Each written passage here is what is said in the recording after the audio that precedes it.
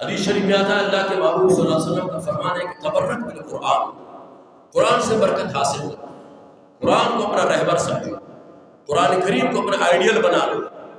کیوں؟ اس لیے کہ فَإِنَّهُ کلام اللہ وقت خرج منہ، یہ اللہ کا کلام ہے، اللہ کے وجود سے نکلا ہوا ہے، اللہ کے وجود سے نکل کر محمد مصطفیٰ اور صحابہ کرام کے ذریعے سے مجھ تک اور آپ تک یہ قرآن کریم پہنچا ہے۔ دنیا کی تاریخ گواہ ہے، اقوام عالم گواہ ہے، جن لوگوں نے اس سے پہلے قرآن کو سینے سے لگا لیا ہے، قرآن کو ماتھے سے سجا لیا ہے اور قرآن کو اپنا آئیڈیل اور رہبر اور رہنما بنا لیا ہے، رب ذوالجلال کی جلالت کی قسم آج بھی ان کا نام زندہ اور تابندہ ہے روز مشرق۔ جن لوگوں نے قرآن کریم کو پسپوش ڈالا ہے اور جن لوگوں نے قرآن کریم کو اہمیت نہیں دی ہے، تو ان کی زندگی بھی ہمارے سامنے ہے، سوائے ٹینشن اور سوائے اضطراب اور سوائے پریشانی کے ان کی زندگی میں اور ہمیں اور آپ کو کچھ بھی نظر نہیں آ رہی۔ وہ گزشتہ زمانے کے لوگ اس زمانے کے ساتھ چلے گئے اور ختم ہو گئے۔ آج بھی آپ ان گھرانوں کو ذرا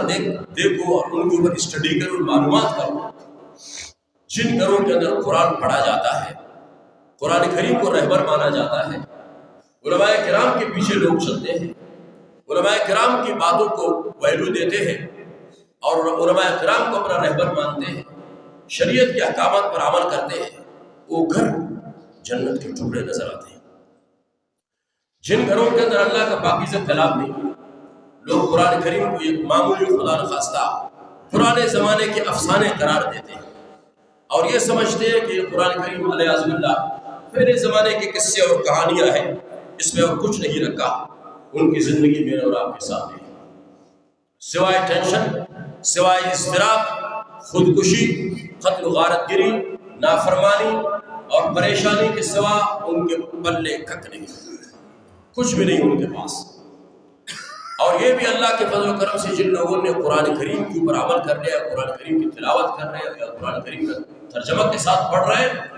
ان کی اولاد نافرمان نہیں،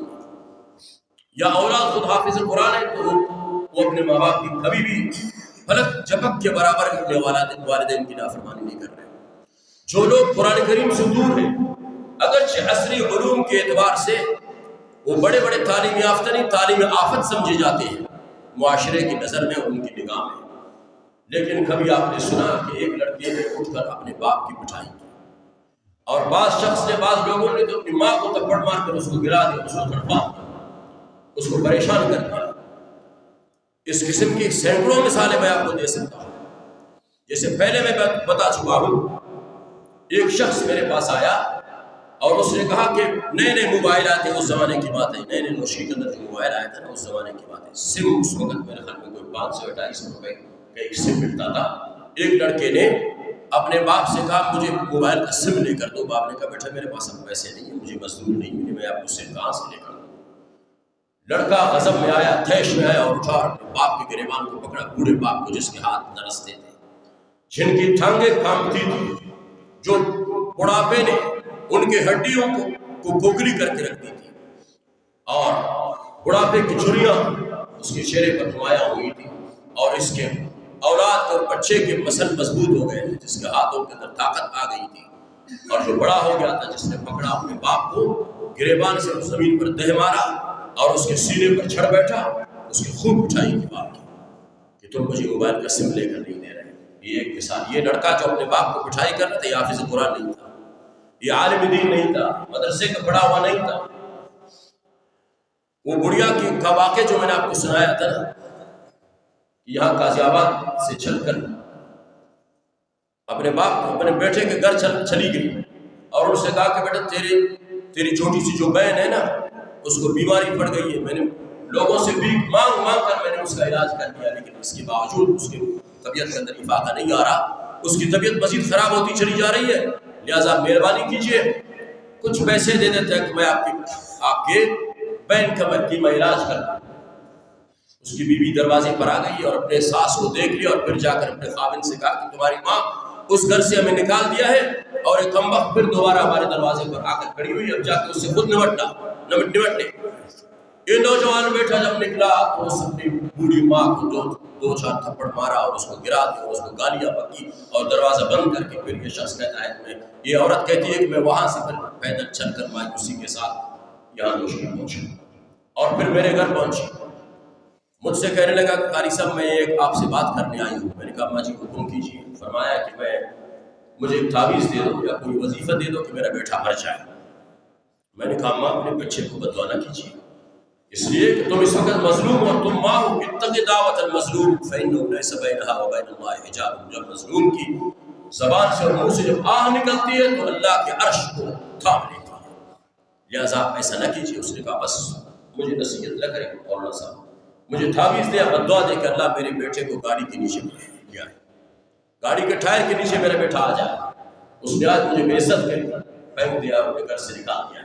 ایسے حالات جب پیش آتے تو اس کا یہ بیٹا بھی حافظ قرآن نہیں اور عالم دین نہیں تھا, یہ عام شخص تھا جو عصری علوم سے آراستہ اور پیراستہ تھا. یہ بندہ جب جس قرآن کریم جس گھر کے اندر اللہ کے فضل و کرم سے یہ قرآن کریم کا نغمہ گونجتا رہے گا, قرآن کریم کی صدائیں گونجتی رہے گی, تو وہاں اس گھر کے اندر انشاءاللہ اولاد اپنے ماں باپ کی نافرمانی قدر کو جاننے والی ہوں گی. لڑکیاں اور بچیاں باپرد اور باحیا اور باغیرت ہوں گی. اس دن ہمارا اجلاس تھا علماء کرام کو, اس کے اندر بھی ہمارے علماء کرام نے کہا کہ بھئی آج کل پہلے زمانے پہلے چند مہینے پہلے چند سال پہلے میری اور آپ کی مائیں اور بہنیں اگرچہ بغیر پردے کر بغیر برقعے کے گھر سے نکلا کرتی تھی, صرف شاپنگ سینٹر والوں کی گلیوں میں نظر آیا کرتی تھی. آج کل تو بازار کے اندر سریعام لڑکیاں آ رہی ہیں. یہ اللہ کے قہر و غضب کو دعوت دینے والی حرکات ہے جو یہ میری اور آپ کی مائیں اور بہنیں کر رہی ہیں. محمد رسول اللہ صلی اللہ علیہ وسلم کے اوپر جب اللہ رب العالمین نے قرآن کریم کو نازل فرمایا, سب سے پہلے اللہ کے رسول نے, میں نے جیسے پہلے عرض کیا تھا, صحابہ کرام کو دین کے مسائل فقہ کے مسائل نہیں سمجھائے,